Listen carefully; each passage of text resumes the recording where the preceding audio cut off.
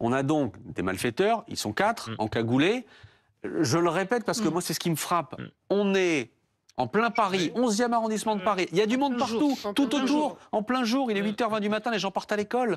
Et ils débarquent et ils pensent que c'est le bon moment, le bon lieu pour faire ce genre de choses. Mais parce qu'ils n'ont aucun état d'âme. Mais une fois encore, que des criminels n'aient aucun état d'âme, c'est pas une nouveauté. L'enlèvement du baron Édouard Jean Ampin le 23 janvier 1978, c'est avenue Foch.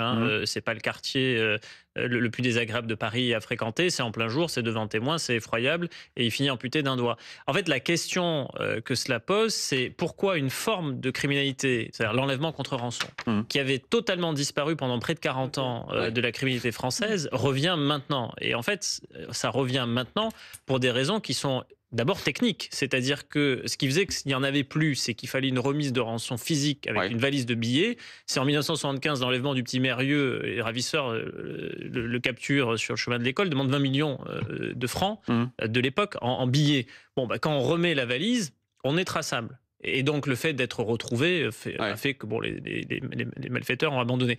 Aujourd'hui, dans le monde des cryptoactifs, tout est virtuel. Parce que là, le chef d'entreprise, dont sont proches les 3 victimes, il lui aussi travaille dans ce secteur des crypto-monnaies. 3e du genre depuis janvier. Voilà. En fait, il y a une loi des séries. Et pourquoi à chaque fois des gens dans le domaine des crypto-monnaies? Parce que les malfaiteurs pressentent d'abord qu'ils sont riches, mais c'est pas tout d'être riche. Il faut que vos actifs soient liquides.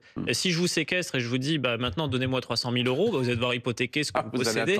Voilà. Et le temps que vous vendiez votre appartement, ça peut prendre des mois. Bon, maintenant, dans le monde des cryptoactifs, vos actifs sont réputés immédiatement liquides. C'est-à-dire que ça peut prendre quelques heures. Donc c'est ça qui est intéressant. Et c'est là-dessus qu'il faut travailler pour rendre ces actifs traçables. Juste une chose encore, Guillaume Fabre.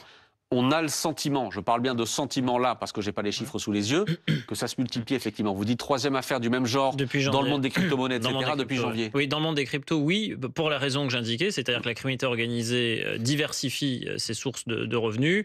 Il y a les stupes, il y a le racket, il y a les montres de luxe à l'arraché, et il y a maintenant l'enlèvement contre rançon de personnes liées au secteur des crypto-monnaies.